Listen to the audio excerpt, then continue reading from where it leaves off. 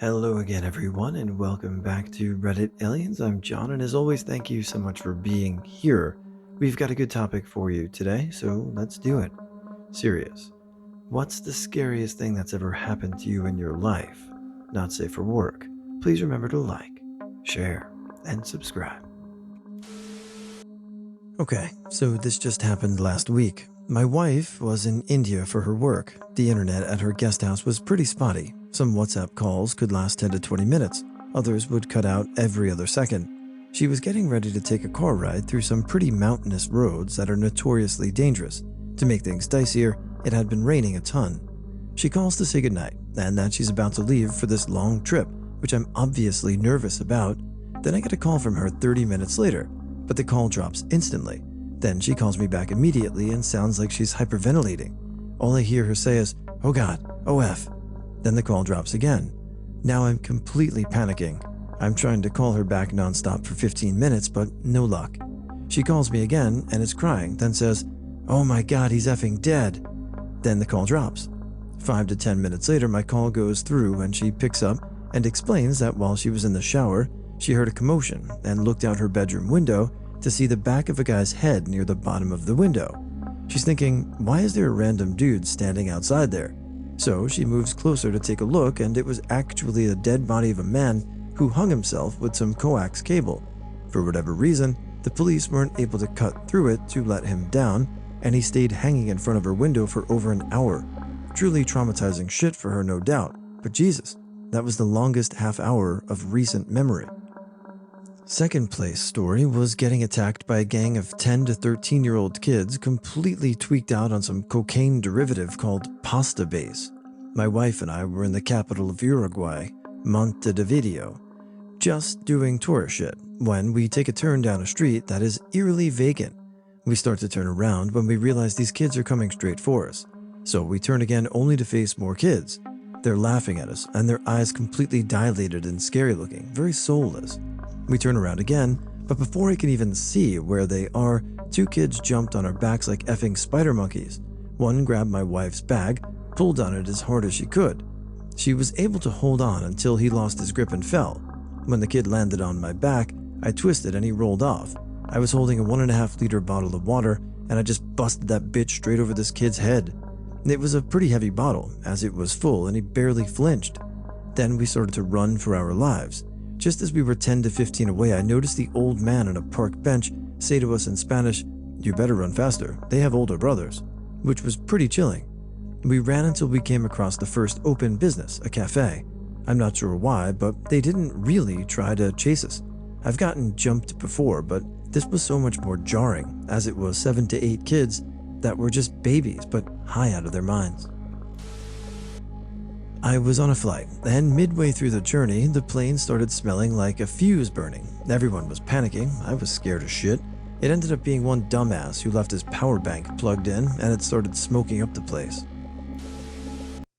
My friend got murdered, and my statement was the one that got the bastard locked away for life. She lent my watch. The only thing I did was identify it. We were on one of these language programs abroad, and had only known each other for 1.5 weeks and became really good friends instantly. Still heartbroken about losing her. It's been 20 years. I had a pulmonary embolism, blood clot in my lung when I was 19. I could hardly breathe and didn't know what was going on, so I drove myself to the hospital and hit traffic. I was 3 miles away from the hospital and remember thinking to myself, this is how I die. Miraculously, I made it to the hospital, I don't remember how, and told the front desk, gasping for air at this point, I just had surgery and now I can't breathe. I immediately got wheeled to the back and that was that. Got in a car accident in 8th grade. My dad's Durango got T-boned by a small car and we flipped onto our side. Came to awareness with my sister hanging over me in her car seat. I couldn't hear anything and my whole left side was cold. The window had smashed on impact and the left side of my body came in contact with the pavement with glass in my hair and skin. When I could hear, all I could hear was our horn blasting through the air and my sister screaming. People had jumped out of their cars to help. They had opened the back of the Durango and they just kept saying, "Oh God, there's children." One guy had jumped onto the truck to help my dad out. No small feat for a 6'8" guy. I had to figure out how to stand and get my sister out off the vehicle and to safety. Later found out my sternum had a hairline fracture, my dad had a concussion, and my sister was fine. I had issues getting in a car for about a month. Getting hit by a car, laying in the middle of the road with a shattered leg, worried that another car might come along and run me over. I was never so glad to hear police sirens in my life. Even more scary, I was the only one there with first aid training. I had to instruct the people around me what to do, like call 911. There's two situations I can think of, but I'm not even sure if the first one happened because it was so long ago. Back when I was really little, I remember 2 times I got in serious trouble for something I can't remember now, and my mother was like, "Okay, grab a pair of underwear, and we're finding you a new home." And she'd drive around lecturing me until I was crying and begging her to stop. Me, being adopted, really didn't help. I genuinely can't remember if this actually happened or if it's some sort of twisted, effed up memory, so take this with a handful of salt. Memory or not, it stuck with me pretty damn hard. The second one is more general. Before I needed a cane, I'd go hiking with my family frequently, and no matter where we were, if we were high up enough, my intrusive thoughts would scream at me to jump. It's a genuinely terrifying experience every time because I had to physically back up and strain my legs, so it was harder to move. And because of it, I avoid high up places in case my intrusive thoughts ever win. So you experienced the call of the void. It's somewhat common. I'm gonna butcher it in French, but it's like l'appel de vie. It doesn't have anything to do with suicidal ideations, typically. So don't be too concerned. I think we've all felt it. This was when I was like 5 years old, I got left home alone because my mom was at work and my dad got drunk and went to drink with his other friends. Nice. He left me home alone watching TV with an open house door and the keys there too. We lived at the first floor of a flat and didn't really think anything of it, but remembering now, someone could have came in and taken me away. That's very scary. I was at a lakeside summer camp when a lost swimmer was announced, meaning that a kid had entered the water without exiting and could no longer be seen. The procedure for a lost swimmer was to take your shoes off, jump in the water, link arms with everybody else at the lakeshore, and start sweeping the bottom of the lake with your feet.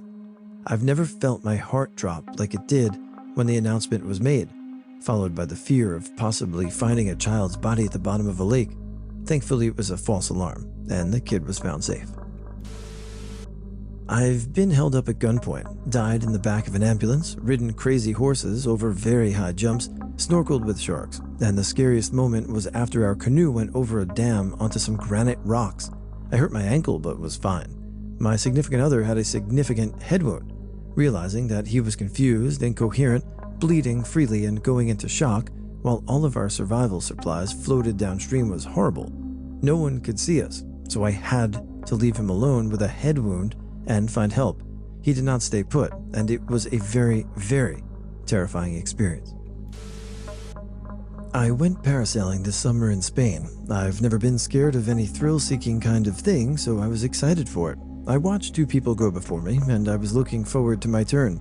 But beforehand, the sea was really choppy, and we all had to sit on the floor of the boat to balance it out. We were far out in the sea, and the 2 men on the boat didn't speak any English at all, though everyone on the boat was English. I wasn't that bothered about that though. Me and a family member got onto the parasail, and I wasn't sat on it properly, and it was loose. So I started asking the guy about it, but he couldn't understand what I was saying, and I was begging for him to try and fix it with hand signals and everything, but he didn't understand at that point. I was worried.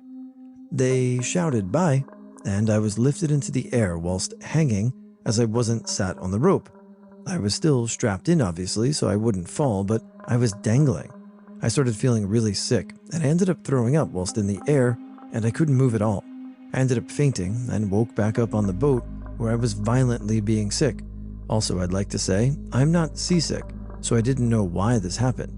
It doesn't sound that scary, but I seriously believed I was gonna die, not gonna lie. If at all possible, if doing some type of adventure excursion on vacation, ensure that someone in control speaks at least some of your language. Otherwise, I'd recommend not going. This happened to me when I was in college. I came back home during winter break. The weather was awful, non-stop rain and heavy winds, and was driving a pretty beat-up car with tires that had 0 traction, flat as paper. I didn't think to get them replaced. The next day I had to take my brother to a piano class. It was still pouring. I entered the freeway, which had one of those circular on-ramps.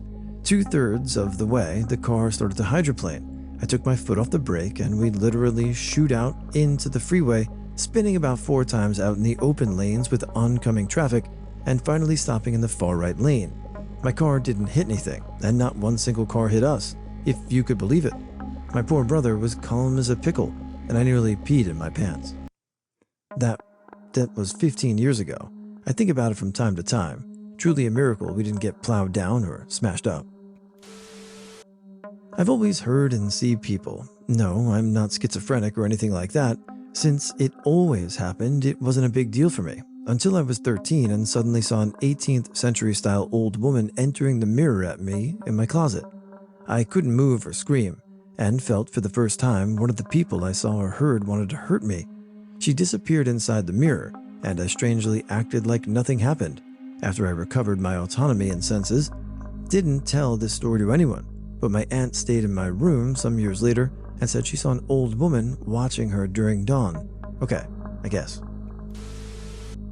Scariest. My son was stuck while I was giving birth. I pushed for an hour and he didn't move at all. They used the vacuum to assist. He came out pretty blue, hardly crying, and limp. Then I looked over and back of his head was sagging down. I immediately had the worst feeling of dread, sadness, and fear when I saw him. He finally cried hard, got his color back, then started acting like a typical baby. It was the longest few minutes of my life. His head ended up being a superficial bleed between the skull and scalp due to the trauma of being stuck in the vacuum. His head literally would make waves for about 8 months due to the fluid left once the bleed stopped until it finally absorbed. No issues, but it was certainly the scariest moment of my life. He's a happy, healthy 1.5-year-old now. Other one, not as scary, but different scary. I was probably 19, dressed in a short skirt for Halloween. Ran into the gas station, boyfriend stayed in the car, and I had super tinted windows, so I looked alone. Pulled away, and a white van pulled out the same way. Kept an eye, cause I'm a very aware person of my surroundings. Turned, so did the van. That kept happening, so I said, "Honey, that van's following us." I made a turn down a one-way that turns into a parking lot to a closed business at 9 p.m., so the van had no business there. Followed me there. Down an alley. Followed me there. Now my boyfriend was there, but I just wanted my dad. I called him and told him what was happening and went to his house. Hindsight now, this was stupid. I should have never led the person there, and I should have called the police. He followed me to my dad's and parked right out front and sat in the van. My dad ran outside with his gun tucked away, not to intend to use, but unsure if this person had a weapon or could be dangerous. Before my dad got outside, my boyfriend had ripped the driver's door open and asked what the F he was doing following me. Also incredibly dumb, he could have been immediately murdered. This man literally looked like a greasier Weird Al Yankovic. He said, "I'm looking for Willie, man." He eventually took off. My dad followed him until the police got him. I found out later, stepmom and dad were paramedic and ER nurses in a fairly small town and knew the cops well. That the same man had been reported following young girls in town at nearby college town. He just disappeared a few days after. No further reports. So grateful that situation didn't turn out differently, but it was scary. I also learned good lessons from it. I've also been actually stalked before, so that was terrifying too. My husband and I stuck in a boat on a river where the water was going fast and just kept pushing us farther and farther away. During that, the boat was going straight toward a tree, and my shirt got stuck on a branch while the boat was still going, so I was about to fall off the boat, but still stuck in the branch where I was going to be hanging on a branch. My man cut my shirt quick, thankfully. We both got off the boat to get out of the water. It was so rough, the current was so rough and strong that you could barely move. While we were in the water, there were these huge long fishes swimming around and jumping up. It was scary. Then we got out of the water. We ended up in a forest in the middle of nowhere, having to figure out how to get back to our vehicle. We had to walk a lot. It was terrifying, especially since I'm scared of water and sadly can't swim. Now I'm more scared of going in the water after that. I knew it was a bad idea since the start. And that's very brave of you to go into a boat not knowing how to swim. Hopefully you had a life vest on or something. Glad you guys made it out okay, but that's a pretty scary situation. Maybe some doggy paddle practice could help. The time I felt like I was being followed at the store. I was at a grocery store pharmacy trying to get a prescription and their system crashed. I aimlessly wandered around for a few minutes looking at the new products while I waited for the system to come back online. It was still early on in the pandemic when disposable masks were almost impossible to get. Guy was wearing a hoodie with the hood up, sunglasses, and his hunting balaclava in the store. I saw him everywhere I went. He was watching me every time I looked toward him. I started talking to a former coworker because it made me feel uncomfortable. He disappeared when he noticed I was talking to a store manager. I continued to wander by myself since I didn't want to distract her or stand too close during a pandemic. Guy appeared again. I immediately went back to my former coworker who escorted me out of the building, and I picked up my medications later that evening.